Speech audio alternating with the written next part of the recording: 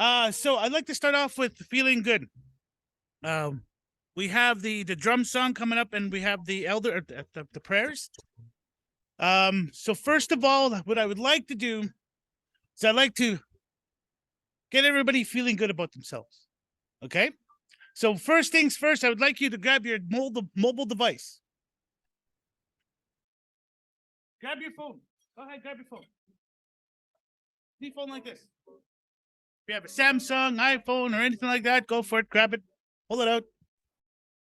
Don't be shy. Okay, now what I would like you to do is I would like you to turn into the selfie function. Okay?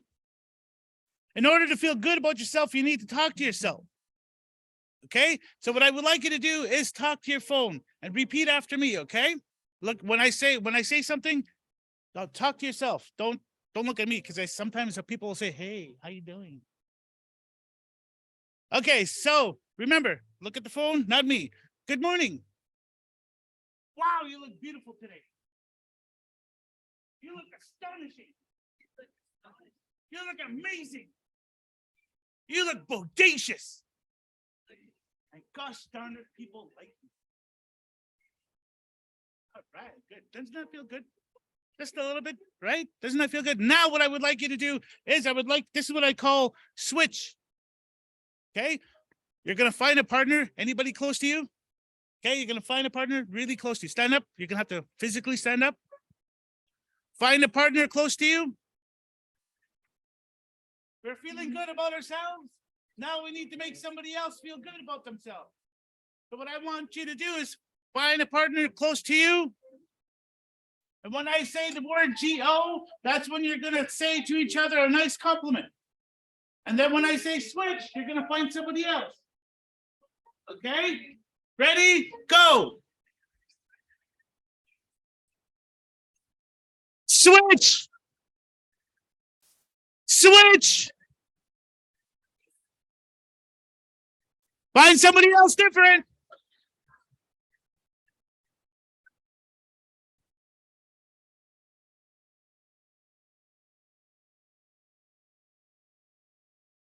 Switch. Find somebody else different.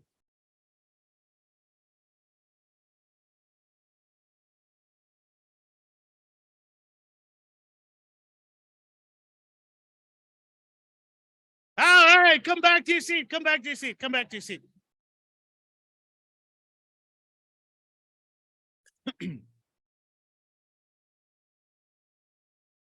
Now, if you heard the term, "I love your hickeys," you may want to cover them up.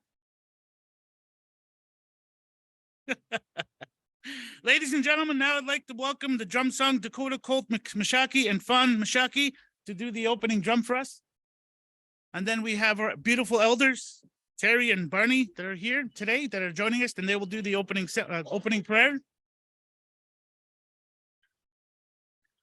Would you like them standing? Would you like them standing?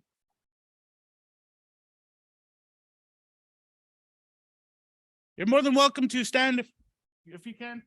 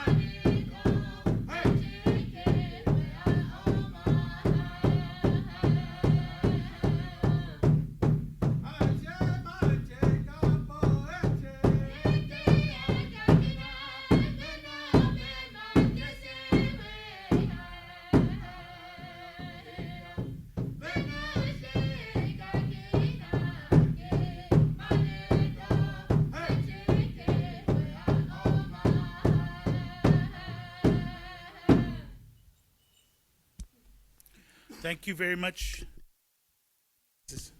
Hey, it's working. Good, perfect. Thank you very much, Dakota and Fawn Ishimigos, for that. That was very beautiful. I'd like to call upon two very awesome, amazing people. Elder Terry Fiddler is originally from Shoal Lake 40, married into Santa Lake First Nation in 1969. She has 5 older adult children, one of which is my good friend Tushan, 21 grandchildren, and 15 great-grandchildren. She graduated from SWW from Confederation College at the age of 61, and currently an elder for many organizations. Also, I'd like to call upon my good friend Barty Batiste. He's a former chief from Attachwan First Nation. Over the years, he has served his community with various roles and responsibilities. He's a founding member of Waban Tribal Council in 1999. He is a recognized elder and political leader in the Anishinaabe Nation organization and territory. So let's welcome Barney and Terry. Is Terry here? Oh, she's not here? Oh, okay, she'll be here too. But let's welcome Barney. Come on, Barney. Hey, there's Barney. Don't worry, I won't play any music for you. You'll hype up the crowd by doing that. There you go. It's good, eh? Yeah, it's good.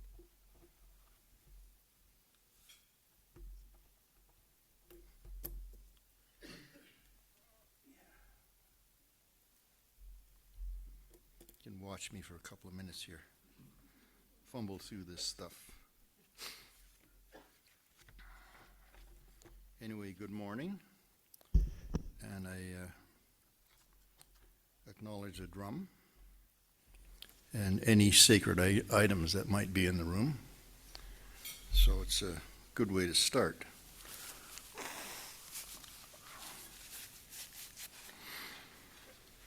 So this morning I just wrote down a couple of thoughts that might be useful. Just before I start, I just want, in this introduction, I also have a daughter, Sherry Wishy, who develops curriculum for the Cree School Board on the Quebec side. And so we have some interesting discussions when she comes home. And then my son is also the deputy minister at the Indigenous Affairs, and when he shows up, we have these discussions around what we should be doing and what is possible. So we have some really good discussions around that. So, and I'm very proud of those kids. And by the way, how did they get there? Education, of course. That's how they got to where they're at. God is quiet in this room. Okay? Anyway, I'd like to begin by saying, why are we here? You know? And my daughter, who develops the curriculum, gave me 2 photos of her and my first grandchild.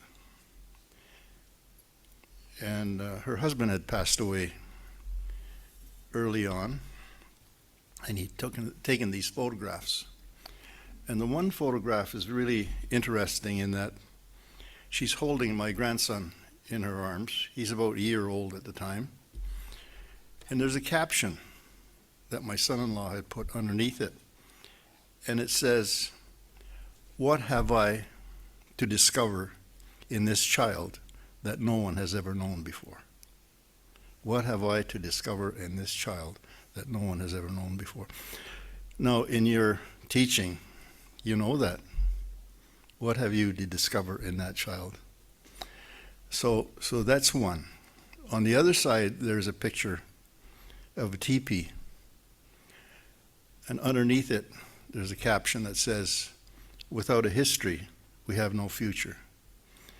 And those 2 things have been hanging on the wall in front of my desk for forever. My grandson is now, I think, in his 40s, mid to late 40s, so, and it's still there. And the meaning is still important to me. So when we take a look at that same caption, what have we, when we come to a conference like this, to discover about each other through stories that no one has ever known before? What have we to discover from each other? It's so important. It's so important. The other thing that I would like to leave with you is this, the teachings of the feather. Each one of us, some of us, get these, and they all have different meanings. We get them for a different, in a different way. So my son-in-law gave me this one. And what he did was he wrapped this thing with the red. And maybe some of you have seen me say this story before because it's important. So the red symbolizes ourselves. Okay? The blue on the feather symbolizes the learning that we need when we go through this life. So we go to kindergarten and college and so on. The blue symbolizes that. And learn teachings we get from elders. So as we go and carry on with our lives, then it's the green. The green represents the growth that develops from the learning, from the blue.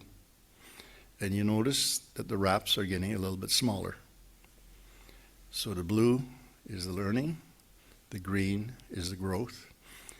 And then we get to there's a small yellow band there, gold color yellow. That represents knowledge.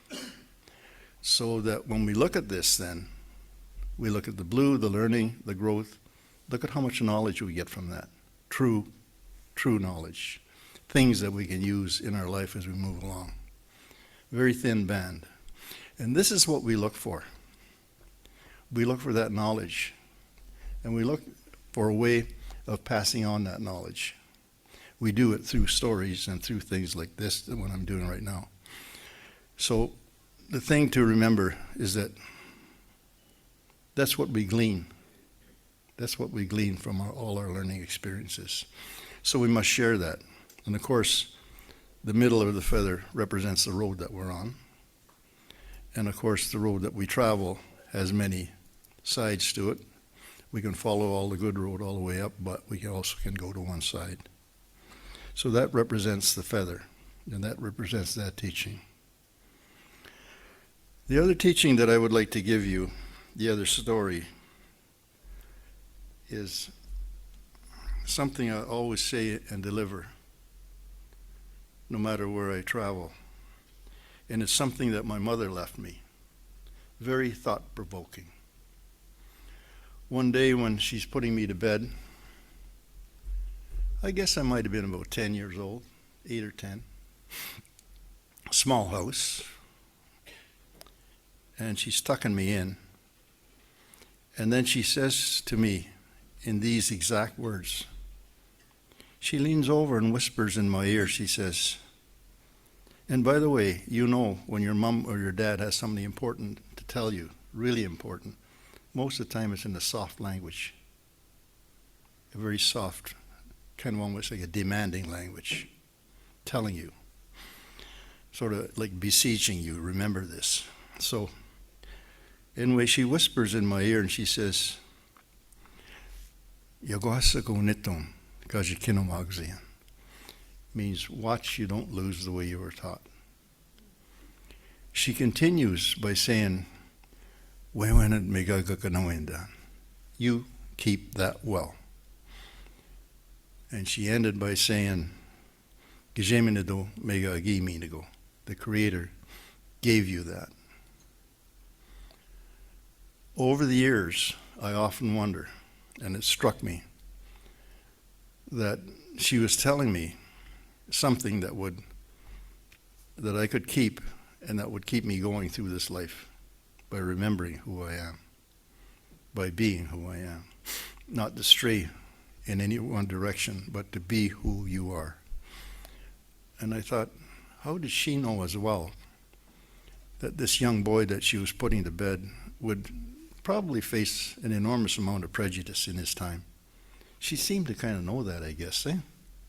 And the only way she could protect me was by saying, remember who you are, watch who you are, and keep that. The Creator gave you that. It's yours to keep. And then I lived in the bush for a short time with my family, my mom and dad. And we lived in a tent. And it was in wintertime.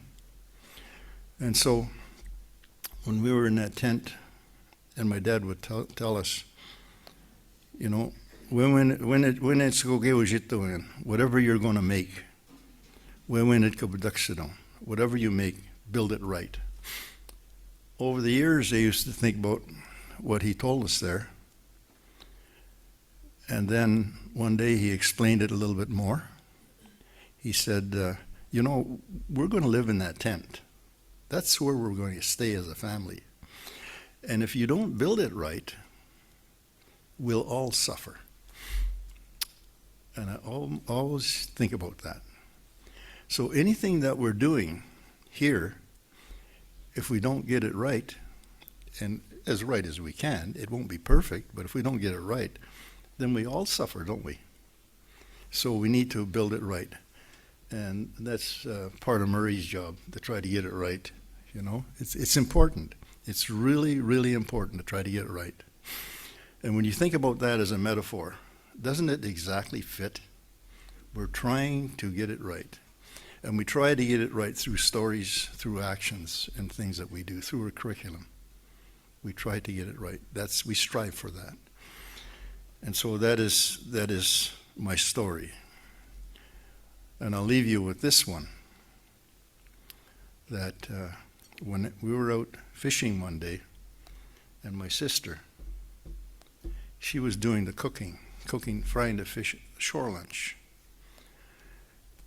So when she was cooking, she says, now Barney, you go get the wood, I'll do the cooking.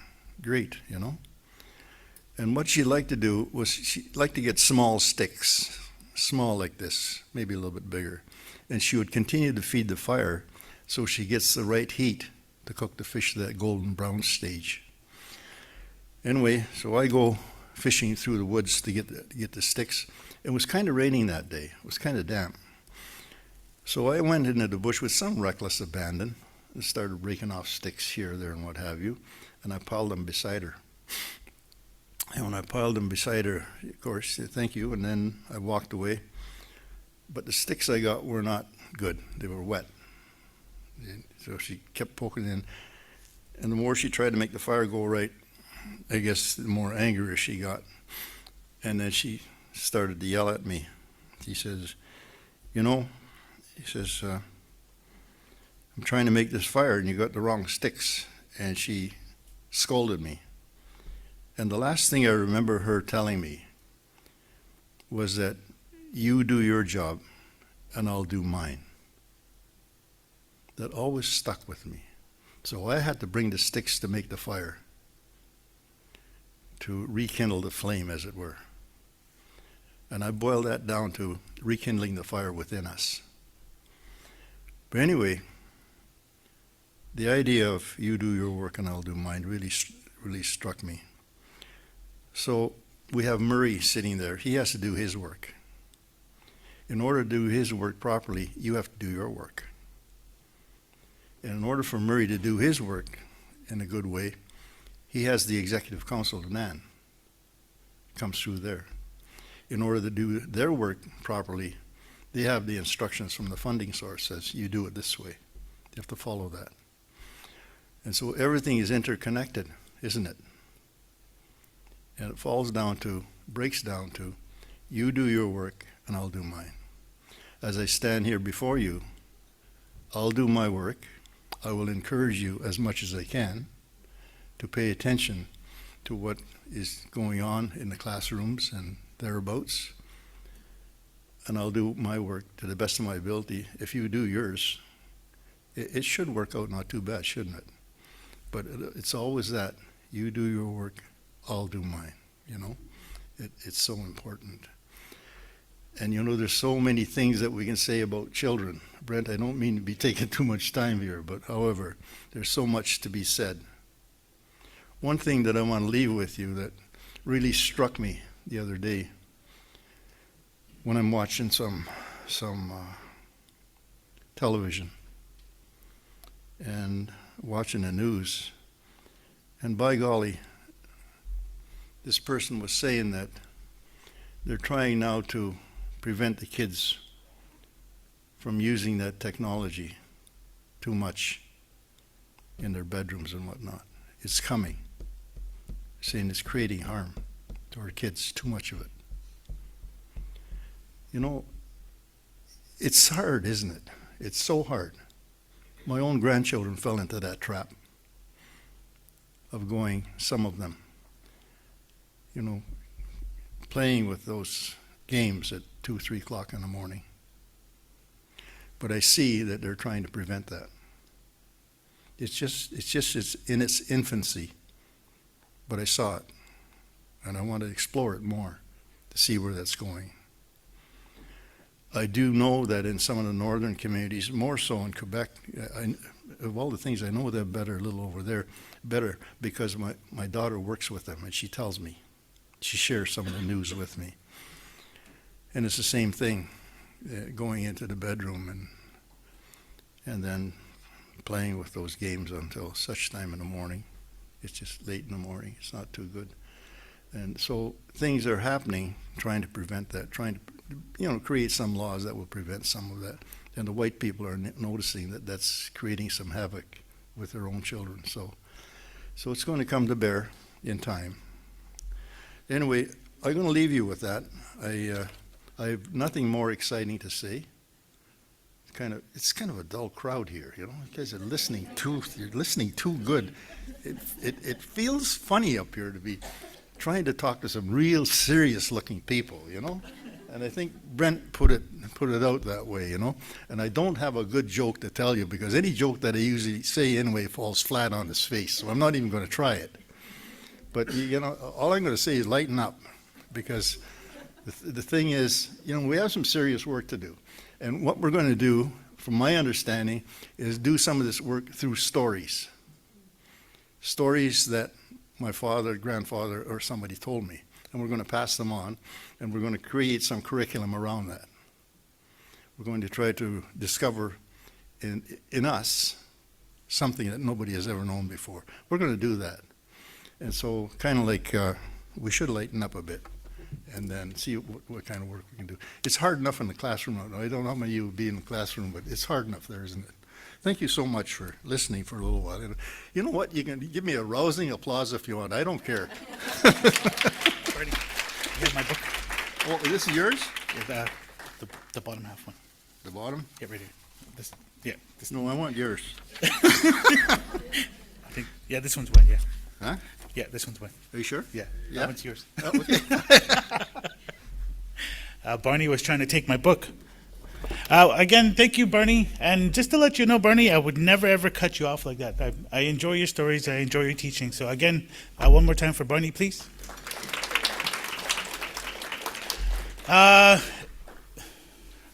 Okay, so for our welcoming remarks, we were scheduled to have Deputy Grand Chief Bobby Narcisse virtually, but we're still trying to find a connection right now. But I'd like to welcome the new Education Director for Anishinaabe Nation, Sherry Britton. Please come on up.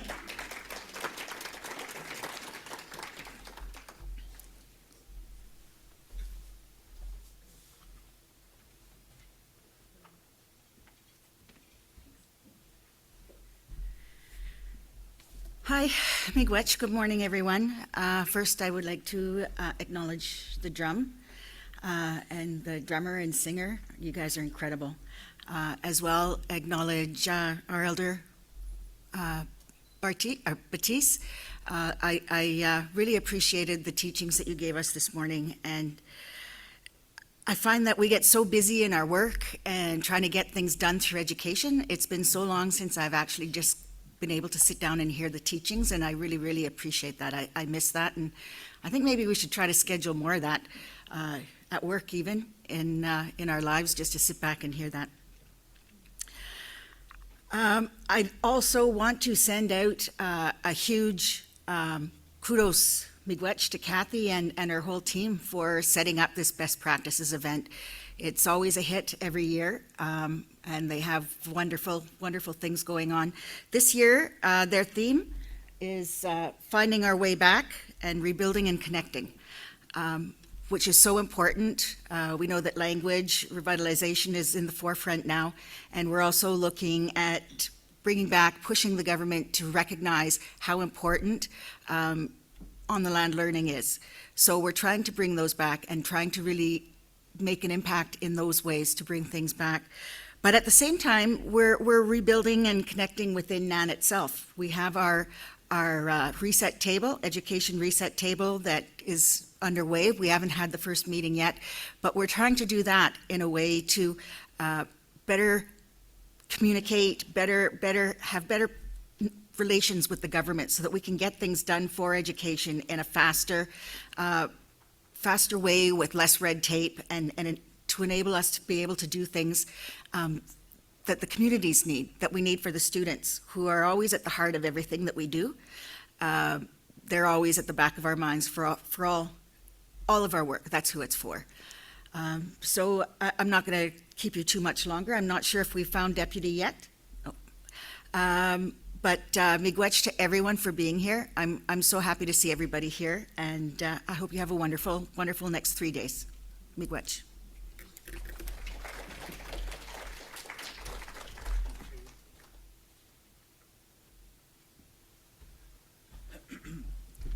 Again, thank you one more time for Sherry, please.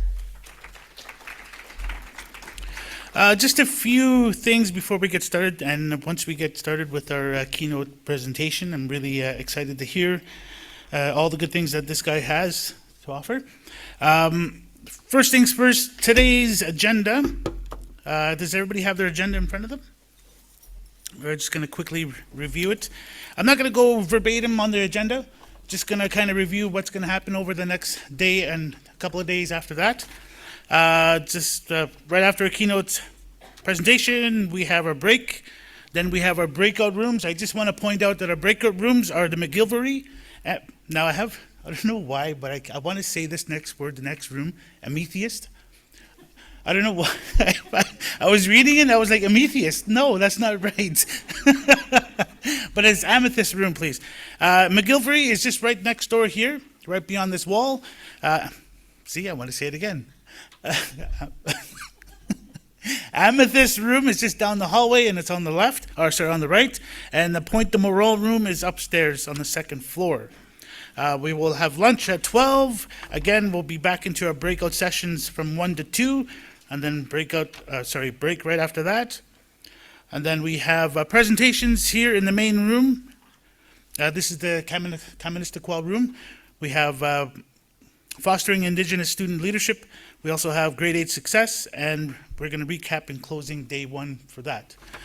Day 2, which is going to be great because in the afternoon we have a teacher panel and we have a student panel in the morning. So that's going to be great.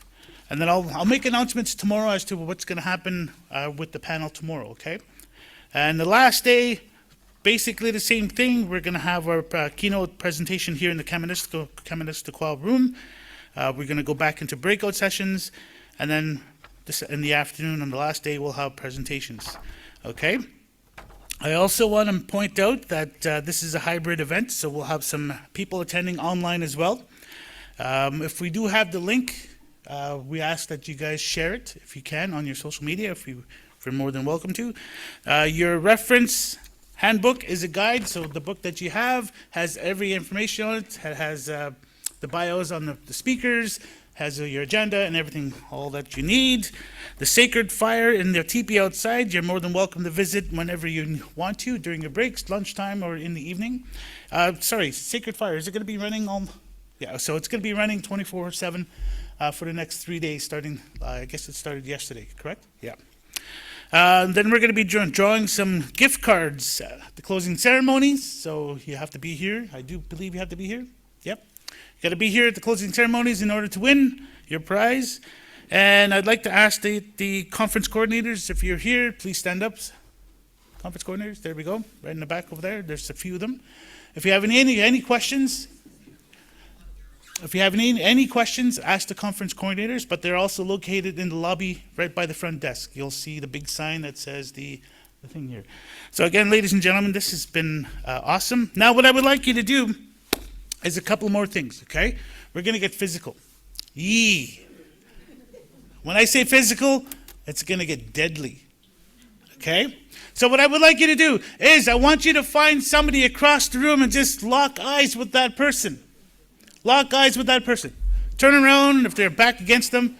I want you to lock eyes with that person. Go ahead. See on the big screen there? I'm going to be looking at the big, where's the screen? Oh, there's the camera. So you're going to look at them like that. Okay? Now you're going to give them the Indigenous nod. Look at the screen when I say the Indigenous nod. Okay? Just go like that. Take turns. Just look at each other. Yeah, there you go. Okay, now what I would like you to do is give them the friendly wink. Okay? Now there's differences between the winks, okay? This is the I want you kind of I want you kind of wink. Okay? All right, the friendly wink is this. Okay, nice and fast, look at them. Go ahead. All right. Okay, good. Now, because I share this because my health, it hasn't been the greatest lately, okay? And I've recently found out that I'm diabetic. And as a diabetic, I need to stay active. I have to get physical and stuff like that, okay? And I have to watch what I eat. I have to do a lot of my life has changed. So now I bring it to you. We have to get physical. I feel like my sugar is a little bit high, so I need you to help me bring it down a little bit. Okay? So I'd like everybody to please stand up. We need to get a little physical. Okay? Well, I feel like I need to get a little physical. Okay? And this is great because you're not only coming to a conference, to a gathering like this, you're going to be learning, you're going to be sharing, and I really hope that you're going to be networking as well. But at the same time, you're going to lose some calories with me. Hey, is that cool? Okay, here we go. So this is what I would like you to do. You're basically just going to follow me, okay? If you have a coat, take it off. No, I'm just kidding. No, you don't have to. Okay, so just a little. Oh, guys. There it is.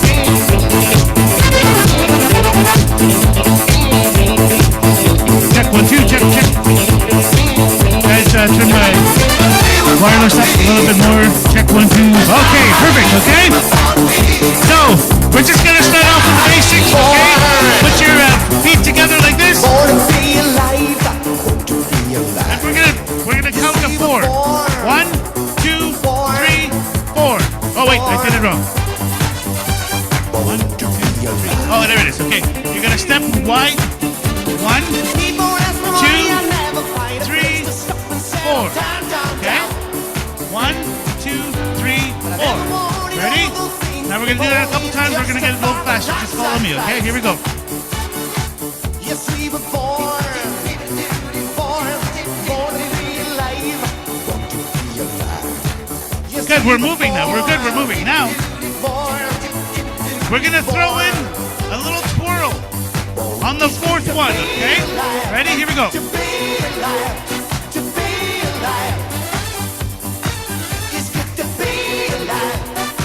Now, we're going to move our arms.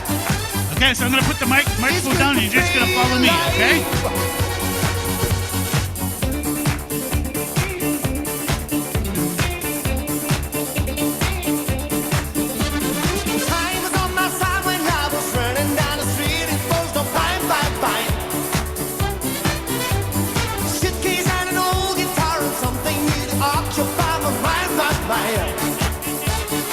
All right, now this one, just walk.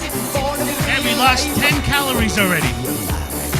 So now this time, this is one of my best and favorite moves that I'm going to teach it to you, and you're going to follow me to do it, okay? Ready?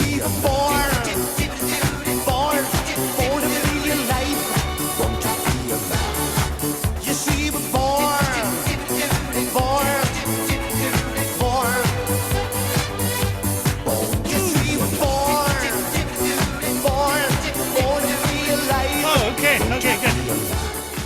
Wow, those my I still need to work out more. Holy cow. All right, now what I would like you to do. Is grab a cup of water. Cup of water? Go ahead, grab a cup of water.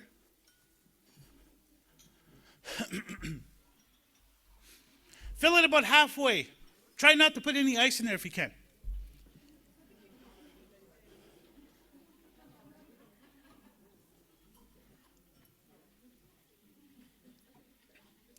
Okay, perfect.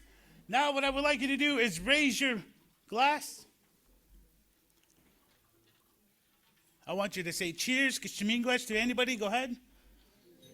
Okay, and now suck that thing back, really, all of it. Just guzzle the whole thing. I know some of you are probably sweating because I am. All right, now we've made ourselves feel good. We made somebody else feel good. We danced. We moved. We got some teachings. And it's only 9:40. This is great. Now, this is the last thing you're going to do. This is what I call Operation 4 High. Okay, when I say Operation 4 High, we're not going to do the whole thing, but we're going to do half of it. Okay? You'll have a piece of paper and a pen on your table. I would like you to grab it.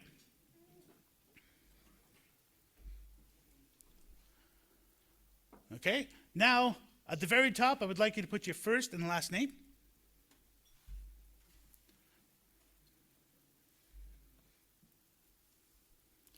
Right underneath your first and last name, I would like you to put your credit card number. Man, I can never get that. Okay, right underneath your name on the side, put 1 and 2. Okay, and number 1, I want you to write down any compliment you can write out. Anything you want. Could be to anybody. You can say, you're fantastic, you're amazing, you're sexy, you're hot, you're beautiful, I love your hair. Okay, that's number 1. Number 2, same thing. Another compliment, something different.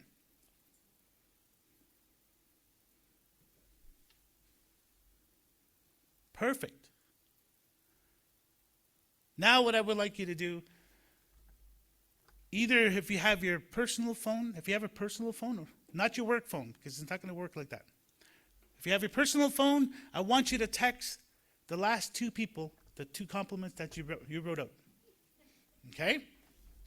If you have a work phone, that's why I say a work phone won't work, because if you text your boss, you're hot, you may get into some trouble with HR. If you want to use social media like Inbox, Messenger, or whatever, to go ahead and by all means go for that. Okay? So the last person you texted is number 1, and the second last person you texted is number 2. Okay?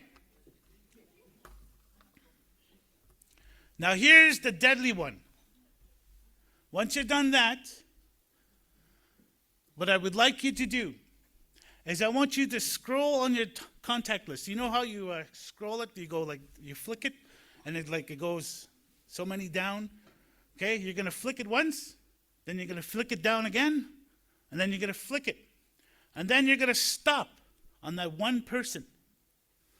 Whoever it is, doesn't matter. And that person that you highlight on your phone, I'd like you to phone them. Now, right now, hold on. What you're going to do is you're going to phone that person. You're going to say, oh, this is it.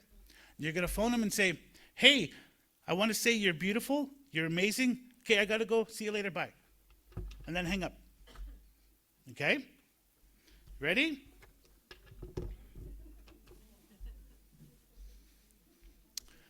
Everybody have a contact?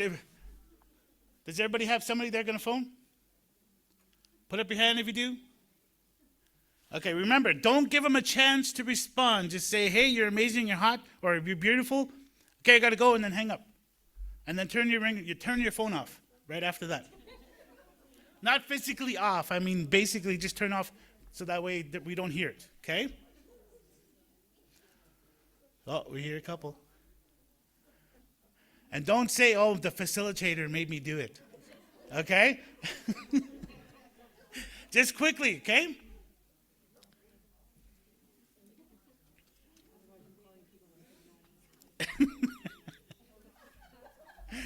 Perfect. I hear laughter. That's great. Good. That's what I like to hear. Okay, now that you have your phone, what I would like you to do now is I want you to turn your phone off. Turn it off so there's no sound, only the vibration mode. Okay, that's the last time you're going to use your phone. If, however, we see you, your phone comes off or turns on, the ringer's on, we get to stare at you, just like this. Okay? Even when our keynote presenter or any of the facilitators hear your phone, this is for all of you. Okay? If at any time you're in a workshop or any one of the keynote presentations and somebody's phone goes off, I give everybody permission to stare at them like this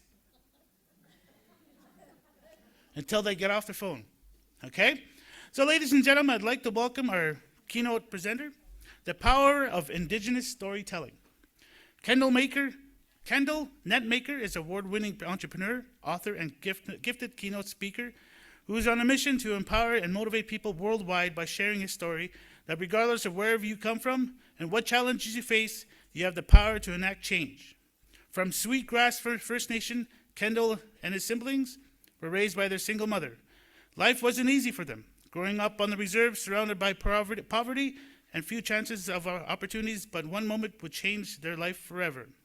Kendal has a natural gift. He's a master storyteller who weaves his real-life experiences into motivating lessons that everyone can use in their own lives. His heartfelt stories are impactful, and he speaks professionally to thousands of people each year on resilience, leadership, and the power of telling us your story. Ladies and gentlemen, Kendal Netmaker.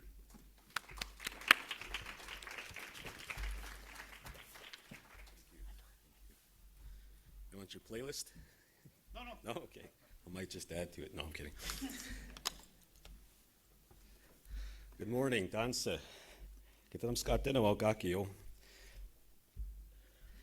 I'm honored to be with all of you. I'm coming all the way from Saskatoon, Sweetgrass First Nation. And I'm here today to bring some insights, some stories, some ideas. Many people don't know, but my background is in education. I'm an educator as well. And I went into becoming a teacher with a gravitational pull towards helping young people. That's where that initial drive came from. My wife is also a teacher in the inner city of Saskatoon. Many of the children that she serves are coming from homes that you're very familiar with out here. Homes where there's lucky to be one parent in the household. Homes where there's no parents in the household. Sometimes some of the young people are raising their own siblings. And so we're going through a very interesting time right now as peoples. One of the most challenging things that we're going through is we're doing the best we can to reclaim who we are as an identity, whether we're Anishinaabe, Cree, Soto, and so on, all across this country. At the same time, from the outside looking in, they expect us to be successful. They expect us to try our best to rise the ranks in the hierarchies of the modern world that we're living in. And I've been on both sides. I continually walk through this door that some would call the two worlds, and you're continually going from here to over here, back and forth, nonstop. And these two worlds that we're living in, when I'm pointing over here, I'll say this is the mainstream. This is the modern world right now. This is everything outside of this room, everything outside of your home, your community, wherever you come from. This other world over here is everything that many of us should be living in growing up. Many of us should be having access to elders, our language, our ceremonies, a place to call home, a place that's safe, the place that people can go and ground themselves on. And then in between there, we have people that are struggling to find themselves. And so they become susceptible to all of the life, the negativity out there that pulls them in. So what can we do as educators, as parents, as grandparents, and so on? What can we do to help our children navigate between these worlds that we're constantly getting asked to try to be successful in? As cool as it is that the things that we've done as an entrepreneur, launching Niche Gear, publishing books, becoming an educator, becoming a speaker now to Indigenous, non-Indigenous organizations, that's cool in my world. At the same time, when I go back to this world, none of that matters.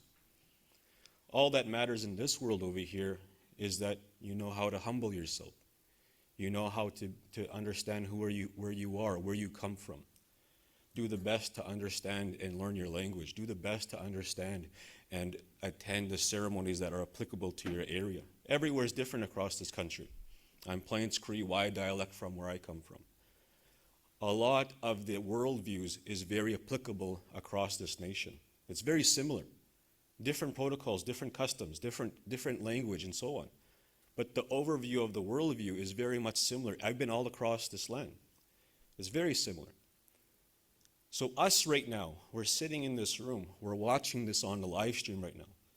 We have to ask ourselves, many of us are responsible for the betterment of Oskayak, young people, moving forward in a good way. What can we do with what we have to ensure that they're successful with the best possible tools, the best possible environment, the best possible atmosphere that we can provide to them to ensure that when they leave our classrooms, when they leave our schools,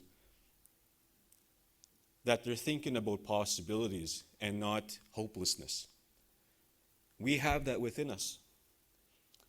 One of the things that really troubled me as I was becoming, educated, is I would see people that were just like me.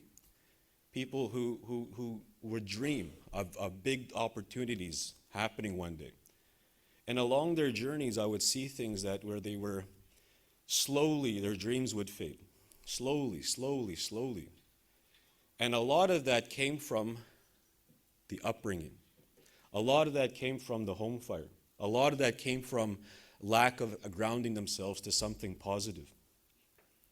We're all in this room right now because of people who have sacrificed before us, parents, grandparents, guardians who have sacrificed for us and taught us certain things so that we can succeed. Right now in this moment, across our country, here's what I witnessed. I work with entrepreneurs, I work with young leaders all across this country, virtually and in person. I've witnessed in the last 3.5 years a rise in these young leaders stepping outside their comfort zone, becoming entrepreneurs, becoming speakers, becoming educated in different areas. And they're stepping out. And they're the ones who are stepping onto stages like this now. They're the ones stepping out there and making changes. They're the future. In our present moment that we're sharing here today, I want you to ask yourself in your mind, why do I do what I do? Is it for a paycheck or is it really to advance our society to move forward? I've had other teachers growing up, going to university, that they were there for this, only this. They were there just for that paycheck. It was comfortable to them. After that clock would hit 3, 4 o'clock, they were out. They didn't care about their job no more. They didn't care about seeing that kid at the local grocery store that evening, on the weekend, and so on. What if that kid that sits in that classroom looks up to that person as a parent figure? What if that kid that's sitting there looks up to the principal, to the leadership as someone that they admire, but they don't know how to communicate that because they weren't taught that?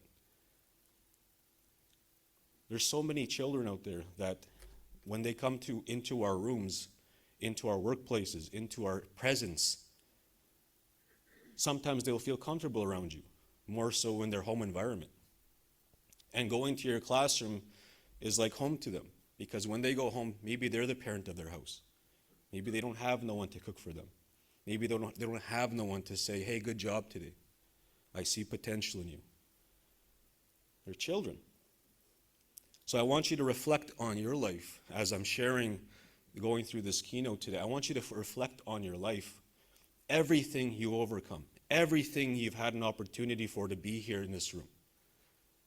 Because you've had to ground yourself onto a human being, a parent figure most likely for many of us in this room, or a grandparent, or someone that we cared for growing up. And as we grounded ourselves to these people, we learned habits, we learned our language, we learned how to talk to people, we learned everything along our journey, usually from that person. Now, I want you to also think, what about those kids that don't have that one person, not even one person in their life? Those are the ones that we see out there. Those are the ones that are struggling. It just takes one person for a child to ground themselves on, especially when they're being raised. That one person that they can learn how to behave at home, in public, that they can learn about their traditions and so on. The truth and reality is human beings, Indigenous peoples in this country, we're just struggling to survive right now. Many people. When they go home, it's a struggle to live. When they go do things out there, it's a struggle to live. This is what the rest of this country does not understand. And they wonder why Indigenous peoples often struggle. One of the most, I would say, triggering words that I get when I go out to a non-Indigenous company, conference, I get up on a stage like this, and they say, Kendal, why aren't there more of you? Ooh, that really riles me up. Because they're coming. They're here. We have to open up spaces for them to come and bring their blessings to the world. We have to open up those doors. At the same time, we have to encourage them. When we're in their presence, it's kind of like maybe many of us, maybe we have a spouse, we have someone that we live with, married, common law, whoever that might be. Your job is to get along with that person. When you have a child in your room, a young person, your job, regardless of how you feel, your job should still be to encourage that person to akamemo, to persevere, to move forward in a good way. As a kid, I had one person growing up. I was very fortunate. I had my mother who made a decision to raise her children, and I'm one of 4 of them. Well, as a kid, I was also around the stuff that many people witness growing up: poverty, addictions, trauma. As a parent growing up, my mother, I'm the eldest in my family. And they say 0 to 6 years of age is when you start to form a lot of your habits as a human being. You start to form the foundation of your thinking for as you become a young person, a teenager, adolescent, and so on. And if all you see is trauma during that time, is all you see is pain, hopelessness, what does that manifest into in time? I'll let you fill in the blank. All we can do is what we can in this moment consciously to make a decision to make things right for the future. We can't go back and change the past. Some of us were raised through that. Some of us are maybe guilty of doing that with our own children. All we can do now is to make a conscious decision to make tomorrow better. Make now and tomorrow better. That decision comes from here. That same decision I'm asking of you is to ask yourself, why do I do what I do? Why am I an educator? Why am I a leader? Why have I been chosen to be in this field? The second thing I want you to ask yourself is, am I giving it all that I can be doing right now? Am I giving all of my true self into this role? Am I truly giving everything I have? Or am I holding back? The reality is many of us hold back. Even as an entrepreneur, I've had to hold myself back many times. And sometimes it came in the form of negativity, discouragement.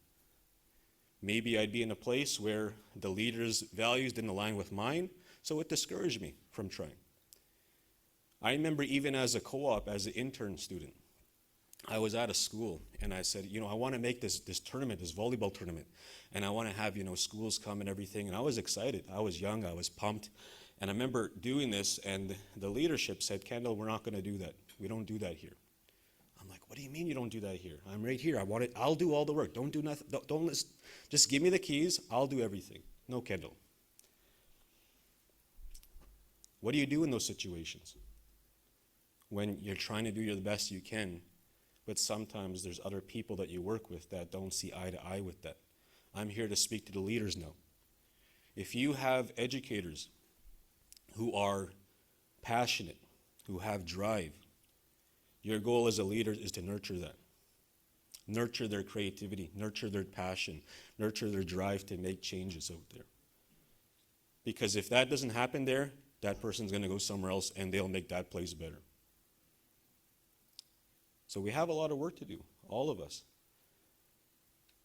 At the same time, it comes down to not out here, us.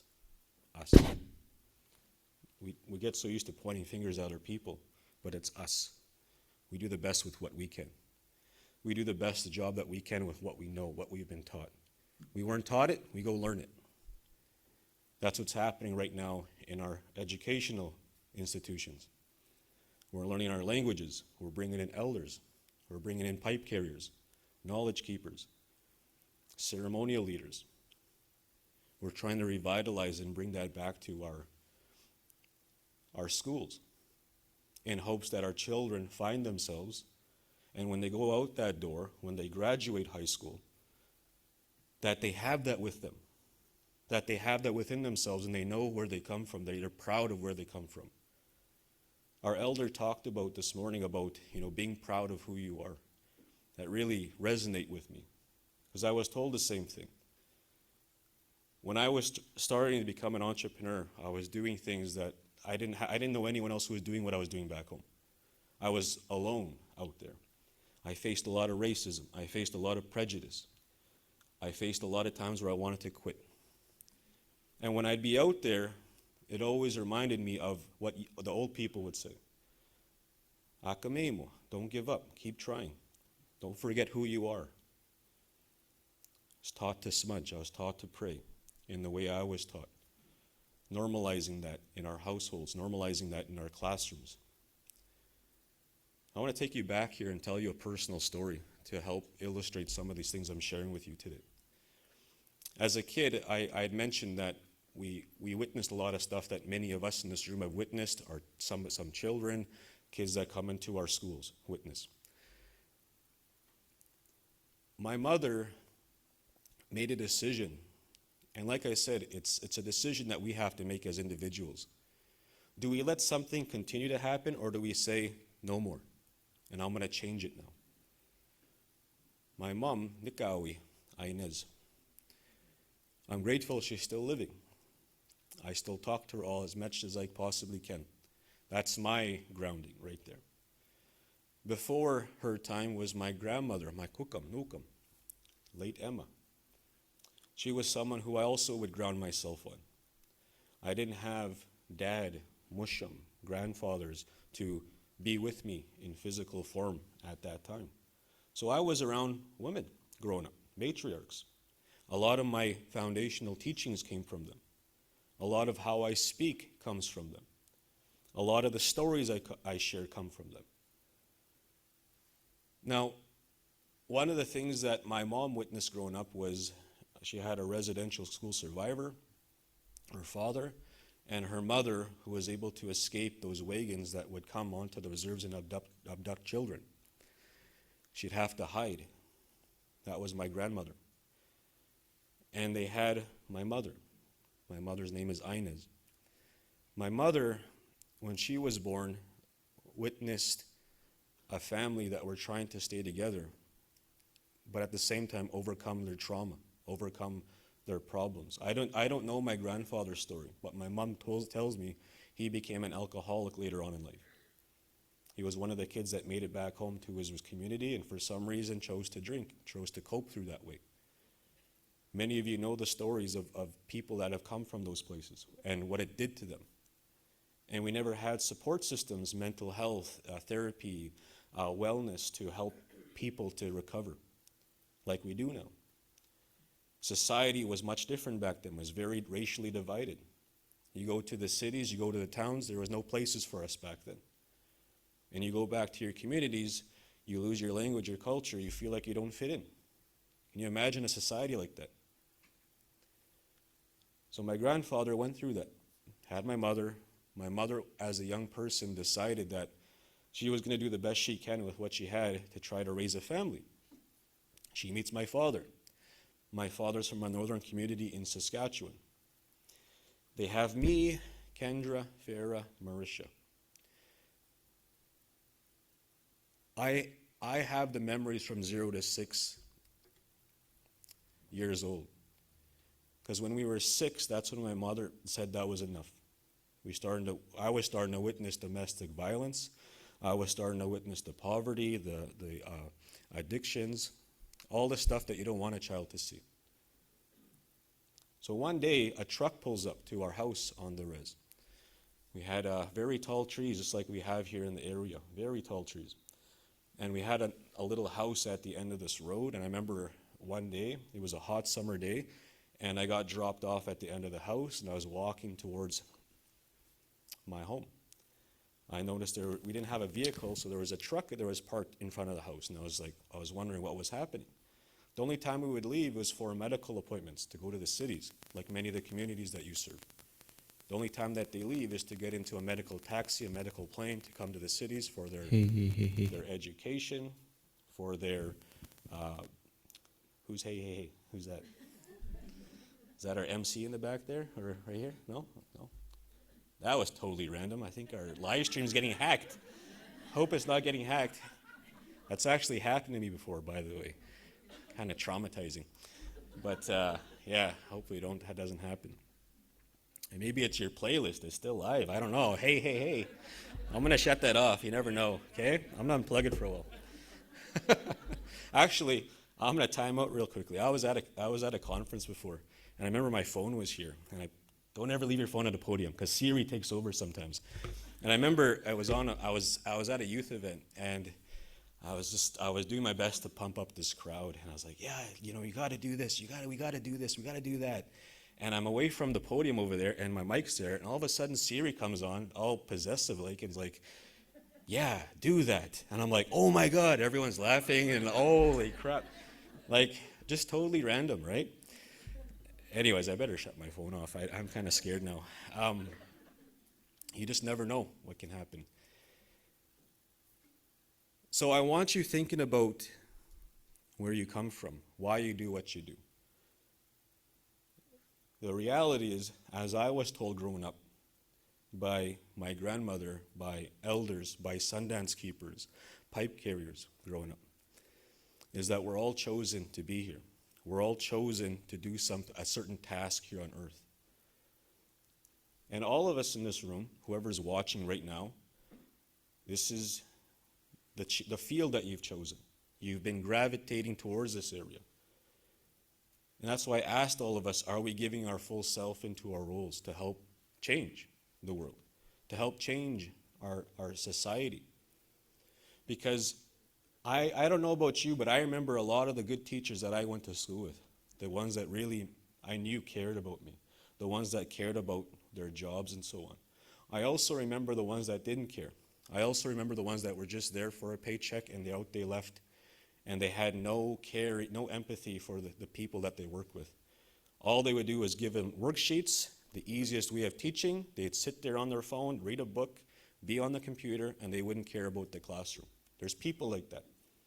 Even at my short little time as an intern student, doing my teaching, I witnessed that. Teachers that didn't care.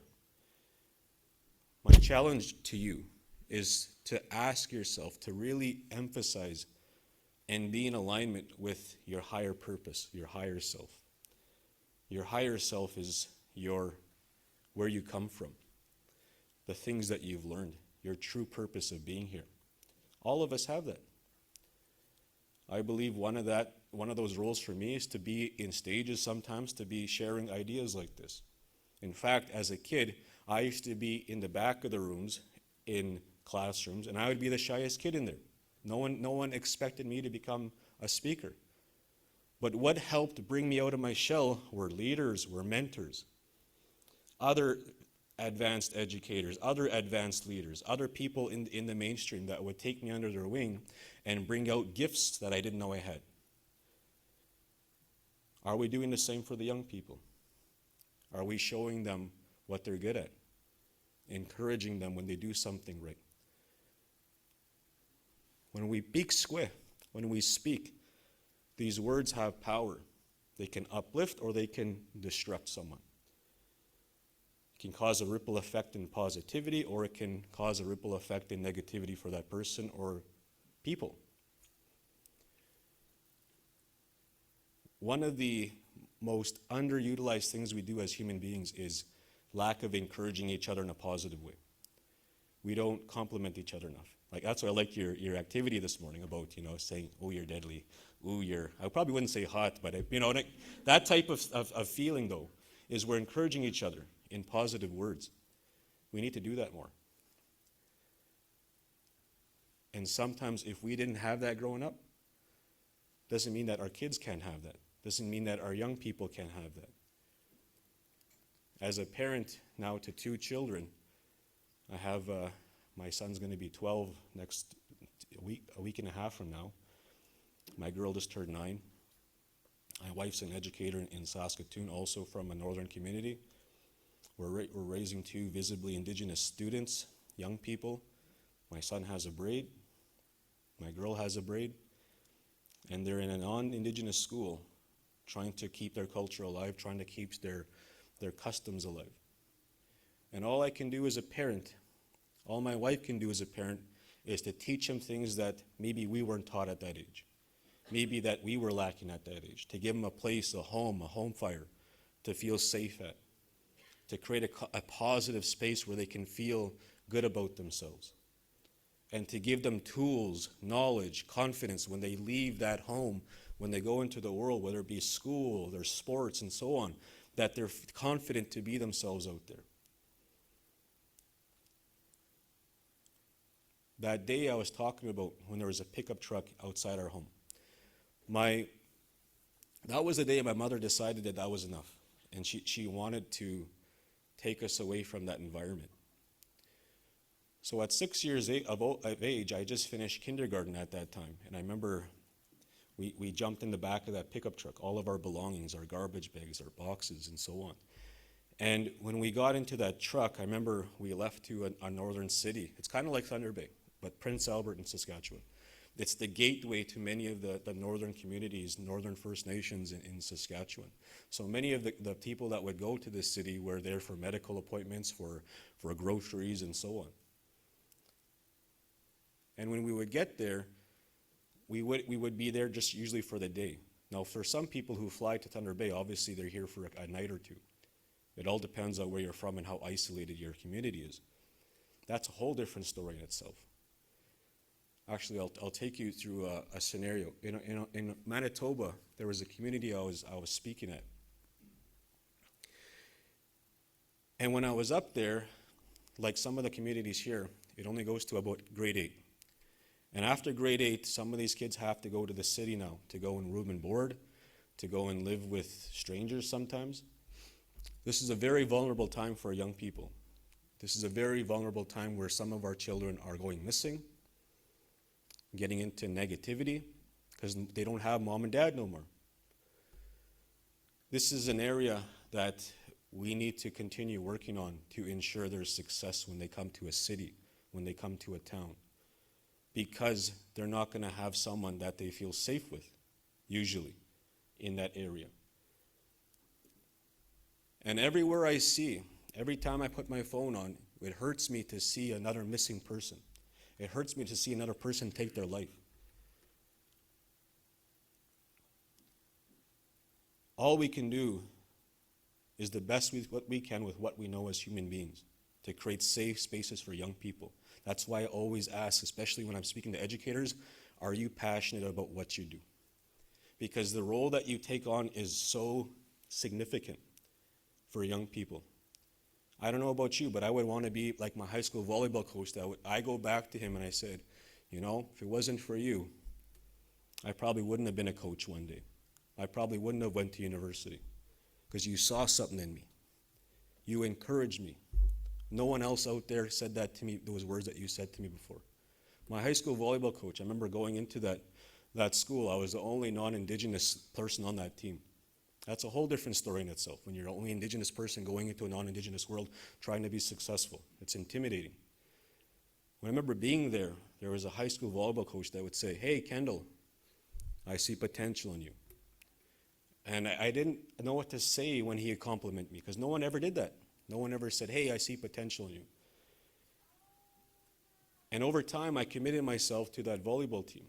Over time, there was an educator, although I wasn't in his classroom, he would point me out in the hallway, hey, Kendal, good job today. Hey, Kendal, I like the way you're dressed today. Hey, Kendal, good job at practice. Good job on the weekend. Hey, and then he would plant future seeds of hope. This is future seeds of hope. I want you to think about this when you're working with young people.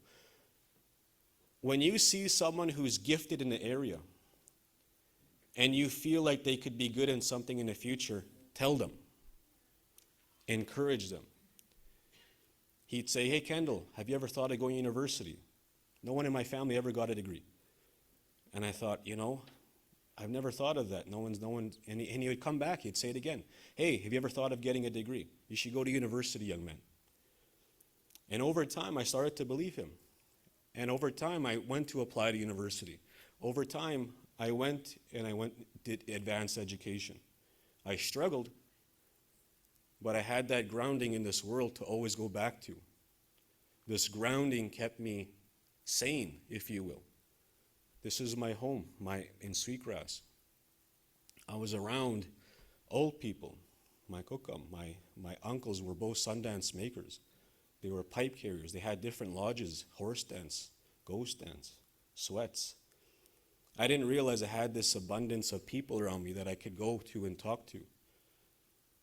But they say that when you're growing up, they want young people to be successful. So what does that mean? Sometimes that means we have to leave our communities to go and be successful and go to school, go to universities, go play advanced athletics and so on. And then they say, well, why don't you learn your language? Why don't you know your culture? Because you had to sacrifice for a while to go and learn that. And no one out there understands that language. No one out there understands the culture. That's why it's harder for us, because we're continually walking through this door back and forth, trying to learn both worlds. That's what society doesn't understand. And so when they come to us as educators, as Indigenous educators, they look at this landscape from their lens. When really we have double the problem, double the obstacles to go through. Way more than that. So what does that mean? It also gives us an opportunity to take this on as a positive challenge. I don't know about you, but I have people also before my time who sacrificed for me so I could start businesses, so I can get educated, so I can have an opportunity to come and speak and work with people all across North America. I don't think they would want me to be struggling if they were here. I can't speak for them, but I have an idea they wouldn't want me to lose opportunities, not take advantage of opportunities, to not be and give my true self to the world. I want you to ask yourself the same. Look at all the people who sacrificed before your time that give you an opportunity to have the opportunities that you have today. At the same time, there is more opportunities now than ever for Indigenous young people to go and advance themselves in all areas across this country. I don't think our ancestors literally sacrificed their lives so we couldn't have that. So it's up to us to take advantage of those opportunities, to do the best we can with what we have, what we know. Encourage each other in a positive way, to move forward in a good way, to help each other, to bring those grassroots teachings along the way. I used to be a very selfish person, we'll say, because when I got into business, I was taught it was like a dog-eat-dog world. It was all about yourself, marketing and so on. So I was in that mindset. Along the journey, when I opened up store number 1, store number 2, and so on, I was launching online stores, building products and so on. There was young Indigenous people that would come to me and ask for help. And I had a hard time offering that help in the beginning. As time progressed, I said, no one else is helping. I'm just going to help these people. So I would start mentoring people. I started coaching people. And little by little, these entrepreneurs started popping up all over the place. This is back 11 years ago when I was just starting to do this. I couldn't even think of 5 people across the country that were like me back then, who had businesses, who were doing these things. Now there's hundreds all across the country. It's beautiful.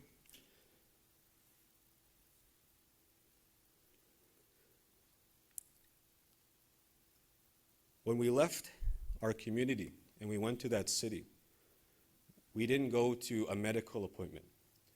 My mother checked us into a place where there was fluorescent lights on the ceiling. There was beds on the floor, 2 beds.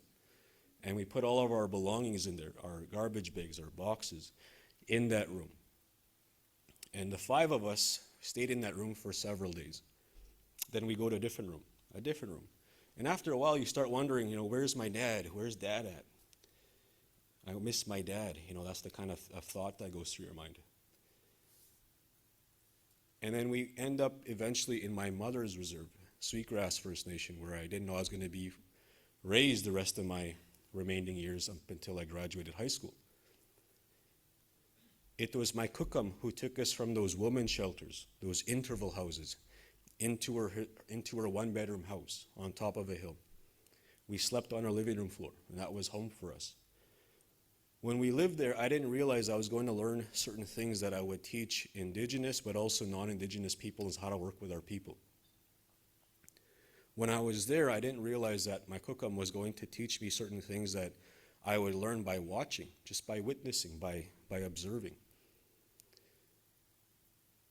I really believe, just like our elder was talking about this morning, our stories that we have.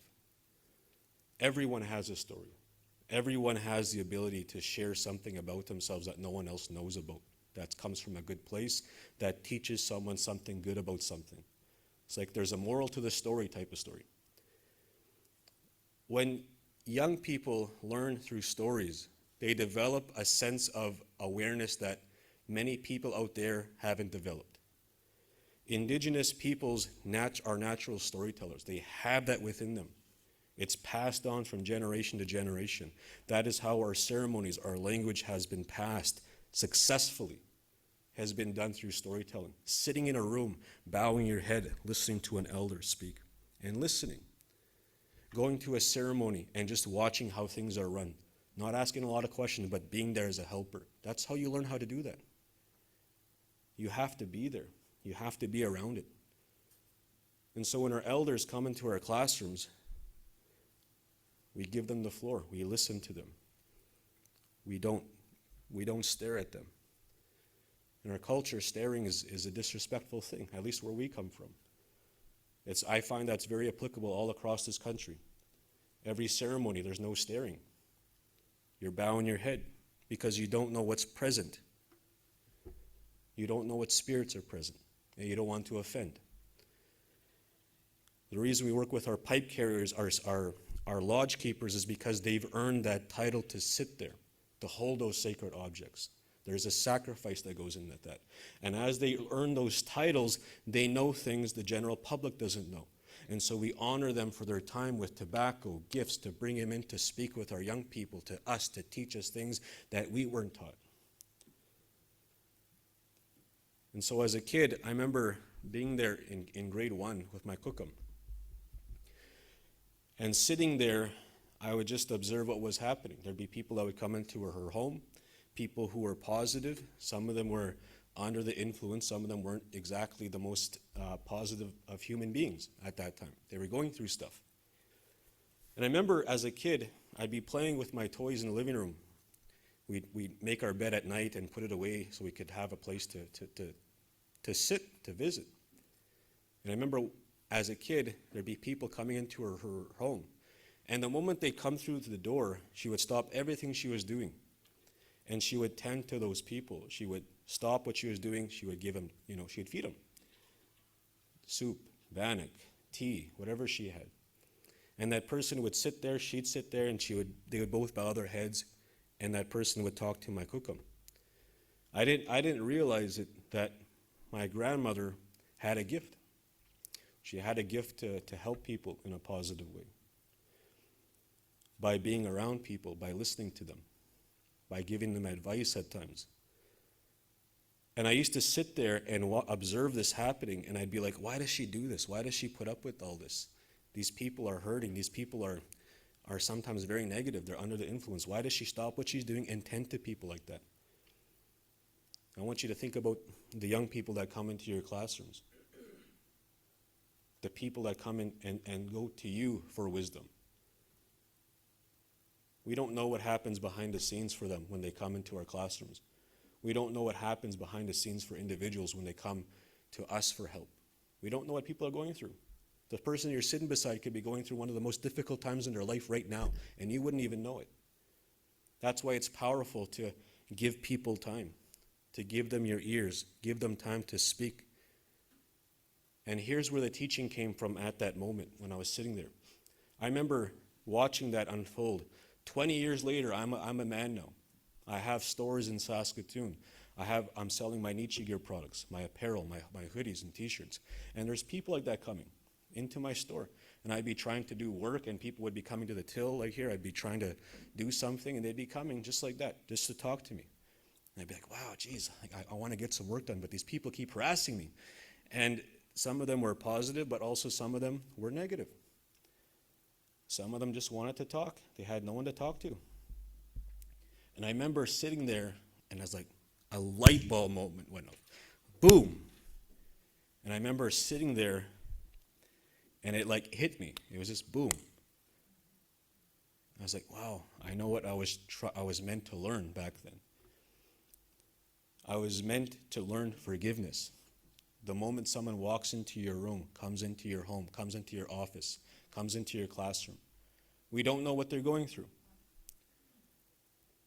All you can do is accept the good, and you don't have to give permission to accept the negative that people say to you. Sometimes all they want is to listen. Sometimes a person, if you're fighting with them, all they want is for you to say sorry, even if you're not the one at fault. A sorry goes a long way. I was always also taught by watching my cookam, she would also say, try not to fight with people long. Try not to get in arguments. And I used to wonder why, because I got bullied a lot growing up, and I wanted to fight, and she would always try to discourage me to do that. And then one day, after it was getting out of hand, I said, well, why cookam? Why? Why can't I? And she looked at me, and she didn't speak a whole lot, but when she spoke, it was profound. She said, you don't know if that's going to be the last day of that person's life that you're speaking to. Holy crap. So is that how you want to leave that conversation? An argument? With a fight? You're going to have guilty feelings after that if that happens. So every conversation, every interaction that we do, she is trying to teach me to have purpose with it. Be meaningful. When you're meeting with people, even your coworkers, try to leave on a good note. Try to greet each other. Try to be as optimistic as you can, because we don't know if that's the last time we're going to see each other. It's Creator's plan, as they would say. By the time I was in grade 1, 2, we finally got a little 2-bedroom house not far from my cookam's house. And when we got there, I remember my mom said, son, there's your room. So I had my own room. I was really excited. And I noticed, well, there's only one room left. And then she said, that's where Kendra Fairmarsh is going to sleep. And I kind of felt bad. I was like, geez, well, why? And I was like, well, why can't you sleep there, Mom? And she said, it's okay, I'll sleep on the couch. And she slept on the couch from grade 1 to grade 12. My sister slept in a room, a tiny room, up until grade 12 when I graduated. And I used to wonder why do I get my own space? And when I go to ceremonies listening to elders, one of the things that they would say is, in our culture, especially when you're closely related, you can't be disrespectful to each other. You can't talk inappropriately to each other. You can't share certain items with each other. That comes back to our cultural ceremonial teachings.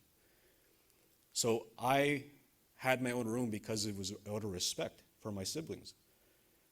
And I remember growing up and watching my mom on the couch and watching her struggle so that we could go to school, we could have a name brand or two clothing item, decent lunch.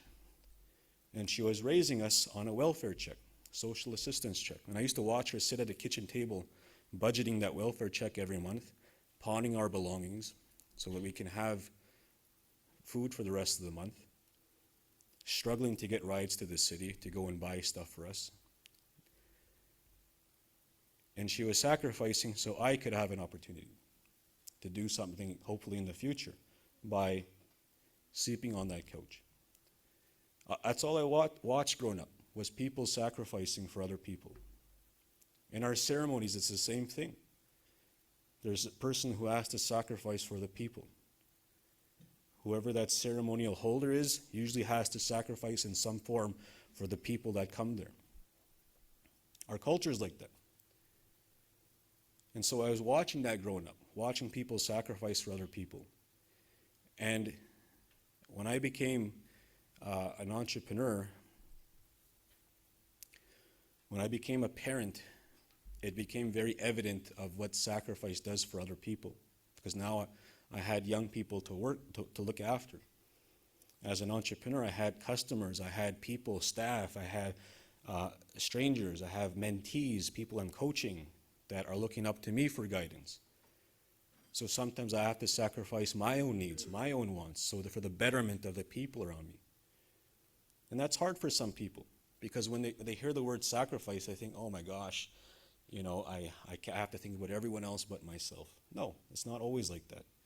Yes, you still have to take care of yourself, but there are certain things throughout your daily life that maybe you have to sacrifice so that other people can benefit as well, not just us. So there's things like that that are embedded into our cultural teachings that teach us to help one another, to support each other. Because when I come into this world over here, it's all hierarchies, and hierarchies are a result of selfishness and greed, oftentimes. Not every time, but oftentimes. Because you have to be selfish to get somewhere. Now, I want to be very clear. There are times in your life where you're going to have to be positively selfish. Because when you're achieving any goal, when you're achieving anything, sometimes there's people who can be negative, who can try to derail you from your path. And you have to sacrifice a relationship with them sometimes so you can go and learn things, so you can go and advance yourself. Our circle of influence influences who we become.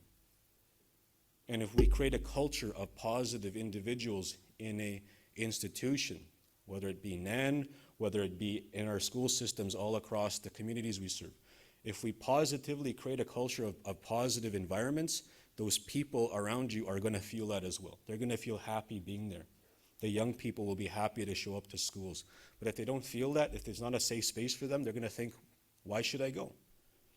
That person doesn't care about me. That individual doesn't care about me. Why should I go?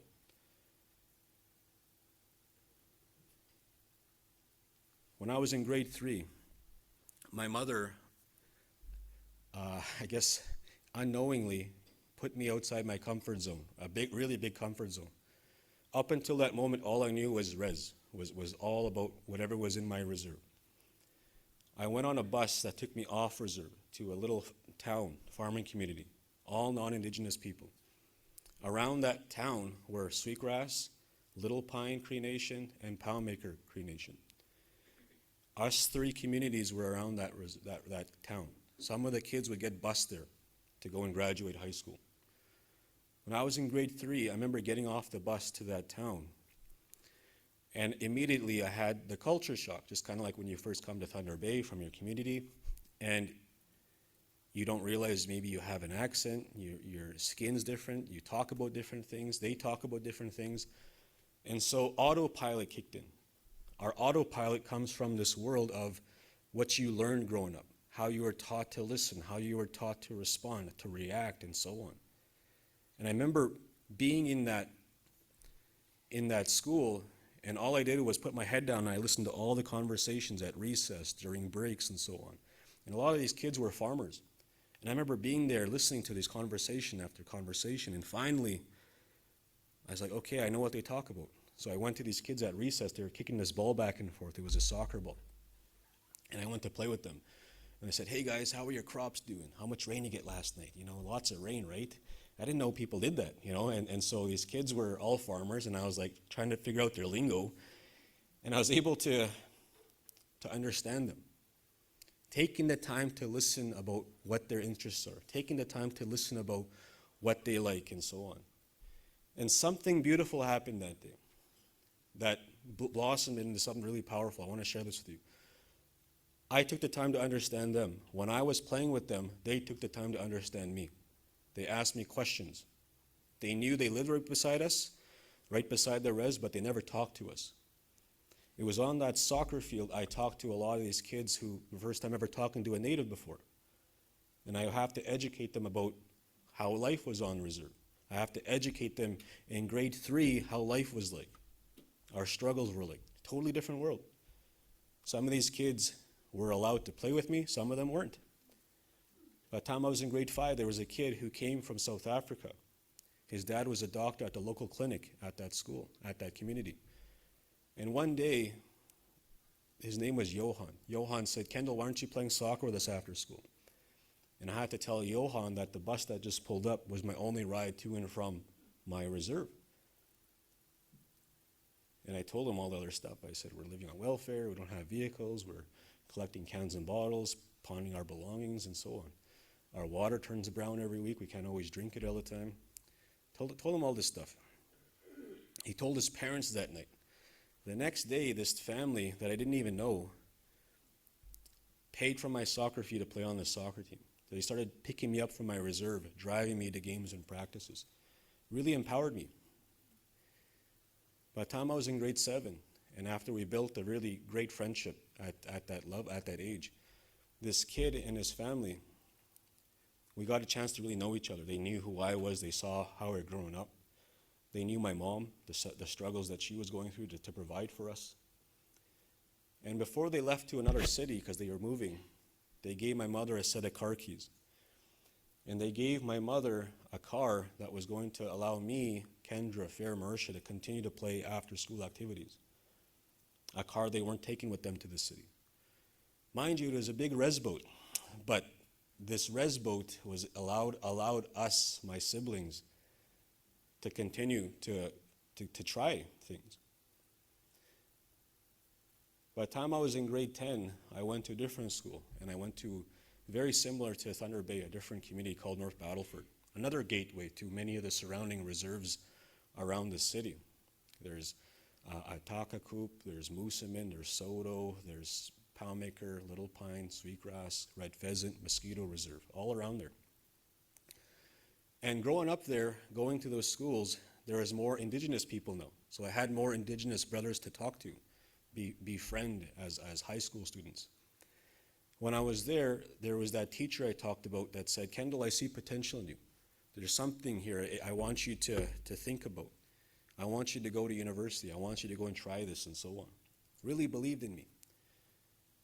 And after school was done, playing on his volleyball team, I was starting to advance myself. I was training, I was playing with these kids, learning how they talk, learned how they do certain things. And then at home, I'd have to go back to my world over here, just continually walking back and forth from this world. By the time I was in grade 12, my path, I guess you could say, he said, "Go to university." I applied to university. I never got in. My only opportunity was to go and play volleyball in Alberta. So I remember taking this opportunity that came. It was an opportunity to go play volleyball in a college in Alberta, Northern Community, and I went there for 2 years. I played some volleyball, and then I came back to Saskatoon. I got into this program called the Indian Teacher Education Program. It was a safe space for Indigenous people who wanted to become teachers, and I thought, wow, I want to go check this out. I gravitated towards it. I wanted to become a phys ed teacher. That was my goal. And when I got there, I remember it was the first time that I witnessed that there was a space for Indigenous peoples in the mainstream, a place where it was safe to talk about how you talk at home. It was safe to talk about your relations. It was safe to talk your language. And I didn't know I was going to meet my wife there. I didn't know we were going to have 2 children together. I didn't know I was going to start a company from that program. At the end of my degree, becoming a teacher, I started a company called Nichi clothing company. And my goal was to create a brand that would help Indigenous youth that grew up like me. I wanted to help kids who can't afford to play sports, and so on. So I created a brand that would give a portion of profits every year to helping kids like that. That was just the overview of that. And I would tell the story of how Johan and his family helped me, and I want to help thousands of people, just like how they helped me, through a clothing company called Nichi Gear. It's the same word as Niji, Niwitiwagan, my friend, my brother. And so I remember being at this campus, and at the Commerce building right beside the education building, there was no Indigenous people there. So I had to get out my comfort zone, go sit there, and everyone was in three-piece suits. I was sitting there with a hoodie, jeans, sneakers, just trying to learn about how to write a business plan. I didn't know what I was doing. So I'd sit there on the evenings and weekends at free workshops, and I was able to compile a business plan. And my son was now born in 2011. And at the day he was born, I submitted this business plan to all these competitions. When that time came, they said, Kendal, you're a finalist. You have to do a business pitch. I was like, what's a business pitch? He's like, just like Dragon's Den, Shark Tank, that type of style. And I froze. I got really terrified. Because I wasn't the speaker back then. I was the shy kid in the back of the room, didn't want to be noticed, and that was me, playing my part. So I'd force myself into classrooms on campus, and I would put a slideshow up, and I would present in front of an empty stadium, empty theater. And when I would be up there, I would just do the best I can, pretend people were there. I'd pretend their reactions and so on, and I was just presenting after presenting. Finally, I got the confidence, and I showed up to this place, and it was a theater, but I couldn't see the audience, so that was a plus.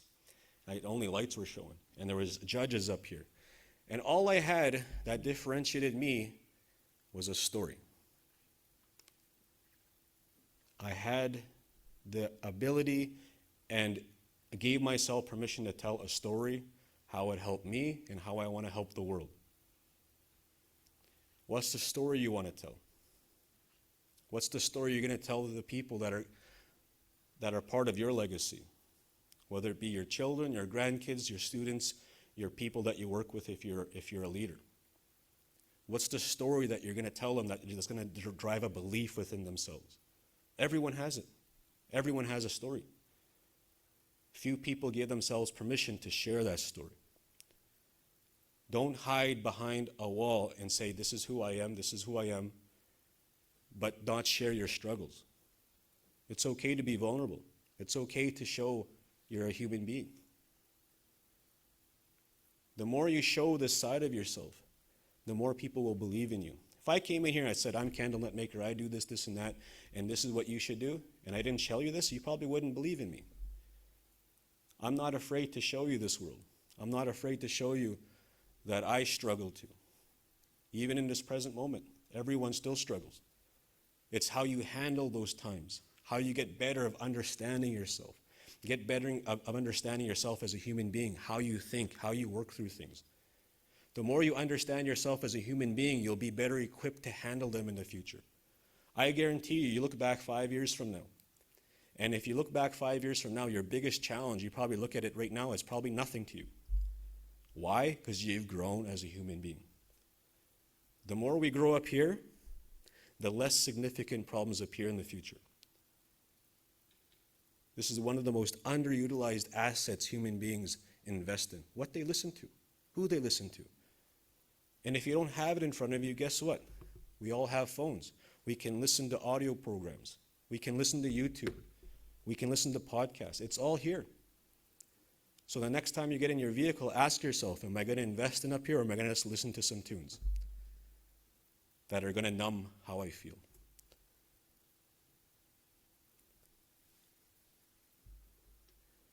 Ladies and gentlemen, I want to leave you today, as before I head out here, that my goal today was to encourage, to help people, to help all of us as leaders. We're all leaders in this room.